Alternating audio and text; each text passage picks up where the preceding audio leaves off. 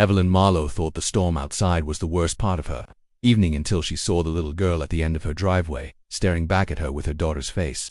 Rain had been falling for hours, the kind that turned the sky into a dull, gray blanket and left the streets glistening under a constant drizzle. I was standing in my living room staring out the front window when I noticed her for the first time. She was at the very edge of my driveway, where the pavement met the wet grass, standing perfectly still. At first glance I thought my mind was playing tricks on me, because she looked exactly like Emily, my daughter. Same brown hair clinging damp to her cheeks, same pale complexion, same small birthmark above her left eyebrow. But Emily was at school. I had driven her there that morning and watched her run inside with her backpack bouncing. This wasn't possible. The rain slicked off her hair in thin strands, dripping down her chin. She wasn't shivering, though I could see the cold in the way her tiny shoulders hunched forward. Her eyes were locked on me, wide, dark, unblinking. I felt something twist in my stomach, an instinctive warning, the kind you can't explain but know is right. Still, I didn't move away from the window. The seconds dragged on.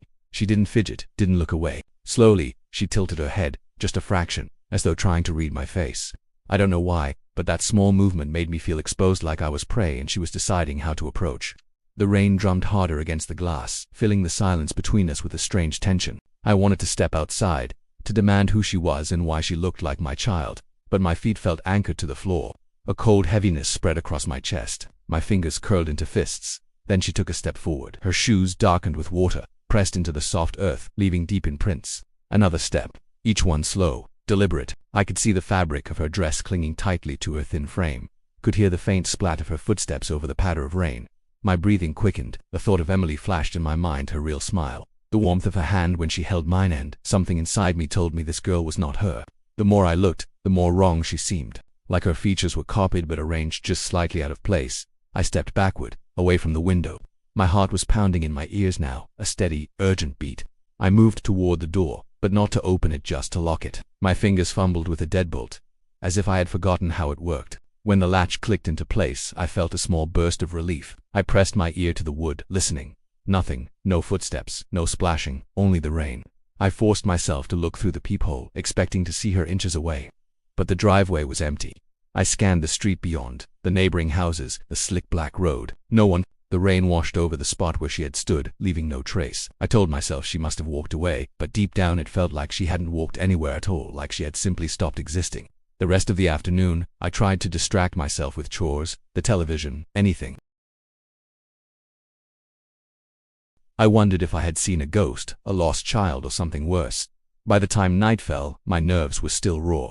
I locked the doors again, checked the windows twice, and went to bed later than usual. Sleep came slowly, restless and uneasy. At some point in the night, I dreamed I was lying in bed, unable to move, and Emily was standing at the foot of it, soaking wet, her hair plastered against her cheeks. Water dripped from her fingertips, pooling into a dark spot on the floor. She didn't move, didn't blink. I wanted to call her name, but my mouth wouldn't open. When my eyes shot open for real, the room was dark. My heart thudded against my ribs. I could still hear it, the soft, steady sound of water dripping onto the floor beside my bed. I woke up with that sound still in my ears, the steady dripping that had been in my dream. I told myself it was just left over from the nightmare, but when I listened closely, it was still there. I sat up slowly, scanning the darkness. The air felt colder than it should have, a damp chill that made me pull the blanket tighter around my shoulders. I reached over to switch on the lamp, but the light flickered, before settling into a weak yellow glow. The floor beside my bed was dry, no puddle, no trace of water. Still, the unease from the night before clung to me like the humidity in the air. Morning came gray and heavy with more rain. I tried to shake the feeling off as I made coffee, the warm steam rising from the mug doing little to calm me. I leaned against the counter, looking out the kitchen window without really meaning to. My stomach tightened instantly. She was there again. This time she wasn't at the driveway. She stood across the street, perfectly still, her eyes fixed on me like she had been waiting for me to look. Her clothes were different now, a pale blue dress that looked like something from another decade, but they were completely dry despite the rain still falling around her. The stiffness in her posture made my skin crawl. It was as though she didn't know how to stand naturally, as if she was holding herself together in some unnatural pose. I gripped the counter so tightly my knuckles turned white. Emily's school bus would be coming in a few minutes. I didn't want her to see this girl, or whatever she was. The thought of them making eye contact felt like something I should never allow. I pulled the blinds down, cutting off the side of her face. The rest of the kitchen felt smaller without the window open to the outside, but at least I didn't have to see her anymore. The sound of the bus's brakes reached me from down the street. Emily came running through the hallway, her backpack swinging as she grabbed her raincoat. I tried to keep my voice steady as I told her goodbye, but my eyes kept darting toward the window. When I finally risked a glance as she walked out, the girl was gone. All day at work, my mind drifted back to that figure across the street. I kept picturing the way her head tilted that first day, the way she didn't blink. By the time I returned home, I was almost relieved to see nothing unusual in the street. The driveway was empty, the yard was still, and the house was silent. It wasn't until later that evening, after Emily had gone to bed, that I started noticing small things that didn't sit right. Her bedroom window was open just a fraction, even though I'd closed it the night before. The curtains shifted slightly as if stirred by a breeze, though the air outside was still. I stepped closer and pushed the window shut, latching it tight. That's when I saw her sleeping face in the soft glow of her nightlight. It was Emily, but different. Her skin looked paler than usual, almost gray under the light, and her birthmark was darker, slightly larger than I remembered. I stared at it for a few seconds, convincing myself it had always been that way. Children change, after all. Skin shifts, marks, fade or darken. But this felt wrong, as if I were looking at a detail someone had tried to replicate but hadn't quite gotten right. I forced myself to step back, telling myself I was tired and imagining things. But as I left the room, my eyes caught something strange near the floor. Just under the bed, in the thin gap between the frame and the floorboards, I thought I saw the faint glimmer of water. Not a full puddle, but enough to catch the light in a way that shouldn't have been possible in the dry warmth of the house. I stood there for too long, staring at that faint reflection, until my breath fogged in the air. The room was colder than it had been moments earlier. I finally stepped away, closing the door behind me, trying to ignore the faint sound that returned as I walked down the hall. The sound of water dripping, somewhere deep in the house. For a few days, there was nothing. No girl standing outside, no strange sounds in the middle of the night. The stillness made me uneasy in its own way, as if I were holding my breath and waiting for something I couldn't stop. I told myself I was being paranoid, that maybe I had let my imagination run wild. But I still checked the windows more often than necessary, and I never let Emily out of my sight when she was home. Saturday morning came with a strange, heavy quiet. I woke earlier than usual, the sky still dim and clouded. I lay in bed for a few minutes, listening. That's when I heard the soft patter of small feet running down the hallway. It was light and quick, unmistakably a child. Emily was supposed to be at her friend's house for a sleepover. I'd dropped her off the night before and had confirmed with her friend's mother that they'd be spending the whole weekend together. My mind tried to reject what I was hearing, but the sound of those footsteps was too real. I slipped out of bed and stepped into the hallway. The air felt heavier here, damp somehow, as if the walls themselves were holding moisture. At the far end of the hall, just where the shadows pooled near the living room entrance, I saw her. She was standing perfectly still, her head tilted slightly in that same unnatural way, her gaze fixed on me.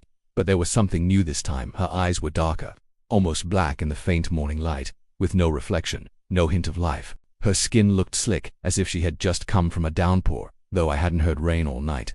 Droplets slid from her hair, falling silently onto the floor. Before I could take a step toward her, she turned and began walking slowly toward the front door. Her bare feet left small wet impressions on the hardwood, each one darker than the last. She reached the door, placed her small hand on the handle, and in one slow movement, opened it. A gust of cold air swept in, prickling my skin. I hurried forward, but by the time I reached the doorway, she was gone. The street outside was empty, the sky heavy with unmoving clouds. My eyes darted from one side of the road to the other, scanning for any sign of her. Nothing. Then I looked down. The wet footprints on the floor didn't start from the door like they should have. They began deeper in the hallway, just outside my bedroom. The trail led toward the door, not from it. My throat went dry as I followed the prints back to their starting point. They faded into the hallway carpet, vanishing before I could see where they truly began. My mind felt like it was moving through thick fog, every thought slow, heavy, reluctant to fully form. I told myself there had to be a logical explanation, but my heart was pounding too hard for me to believe it. I locked the front door, checked every window, and even opened closets and cupboards just to reassure myself no one else was in the house. The air inside still felt damp, clinging to my skin in a way I couldn't shake. Later that morning, I called Emily's friend's house again, needing to hear that she was safe.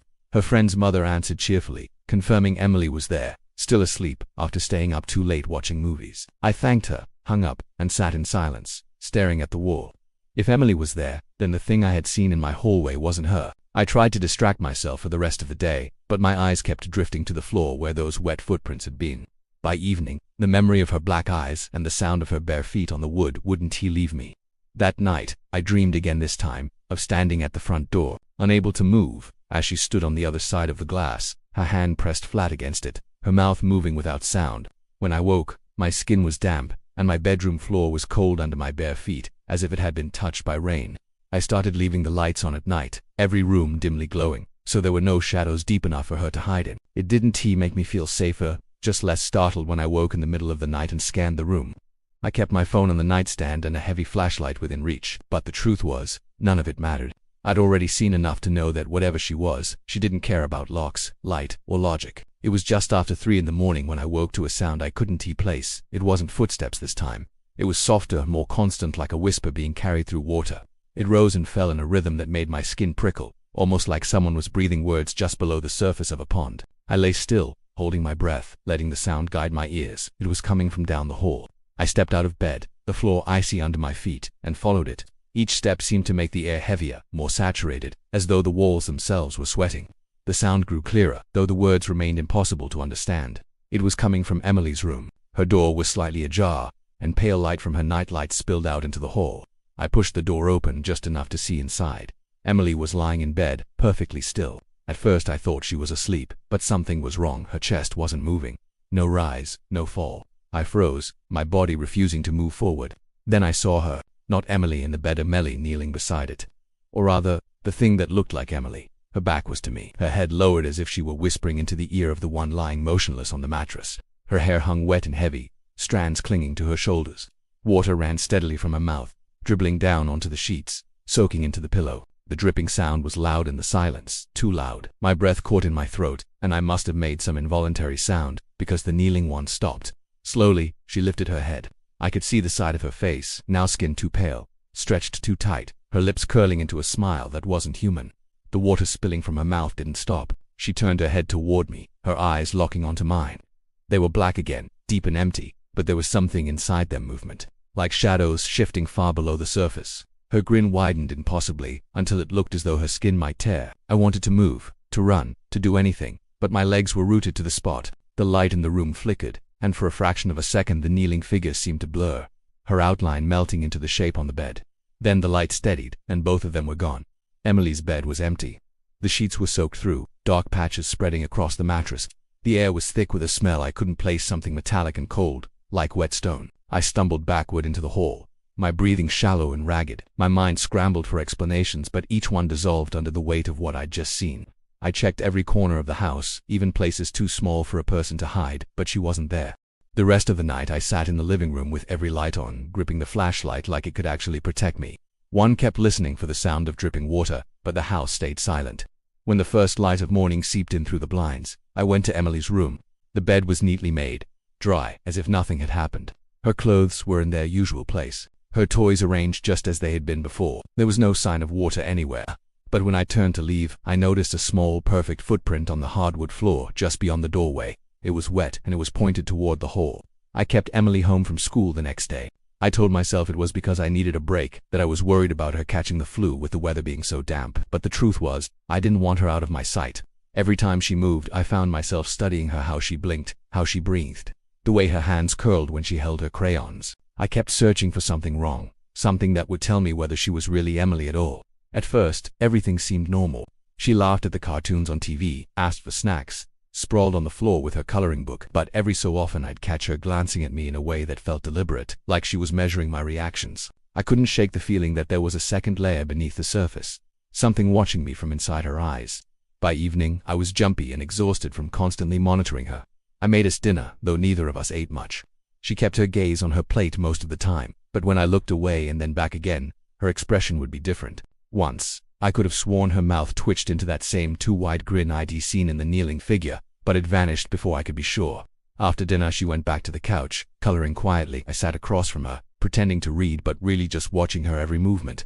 That's when I saw her birthmark. It had darkened even more, almost black now, as if it had been burned into her skin. My pulse quickened. I told myself to stay calm, but a thought rose in my mind, unbidden. What if this wasn't Emily at all? What if she'd been replaced the moment I saw that figure outside my driveway? I pushed the thought down, but it kept clawing back up, bringing with it the image of those black, bottomless eyes. I needed to know. Without thinking, I got up and sat next to her on the couch. She didn't look up. I reached out and gently took her wrist, pretending it was casual. Her skin was freezing cold, not just cool from the rainy weather, but truly cold, as though it hadn't been warmed by blood in hours. A single drop of water slid from the cuff of her sleeve, darkening the couch fabric. She pulled her hand back slowly, her eyes meeting mine. There was no warmth in them now, only that strange, depthless darkness. She smiled, not a child's smile, not Emily's smile, something else. I told myself it was just my imagination, but when she went to bed that night, I couldn't bring myself to follow. I sat in the living room, listening for any sound from her room. Hours passed. The house was silent. Too silent. When I finally gathered the courage to check, her door was slightly ajar. I pushed it open. The bed was empty, the sheets soaked as though they'd been submerged in water. The air was damp, cold enough to make my breath cloud in front of me. On the wall above the bed, written in dripping black letters that looked more like water than paint, were the words, "I never was your daughter." The letters ran downward, the droplets sliding onto the mattress below. Before I could move, I heard it, the rapid patter of small feet on the hardwood, coming from the far corner of the room. I turned toward the sound, my heart thudding so hard I felt it in my throat. There, in the corner where the shadows were thickest, something shifted. It stepped forward just enough for me to see a pale face, wet hair clinging to the sides, and eyes as black as the deepest water. The figure's head tilted slowly, that same unnatural angle I had seen before. The footsteps grew louder as it began moving toward me. I backed into the hall, my hand searching blindly for the light switch. But the shadows were already spilling outward, swallowing the doorway. The last thing I heard before the darkness closed in was the sound of dripping water, steady and close, as if it were falling from just above my head.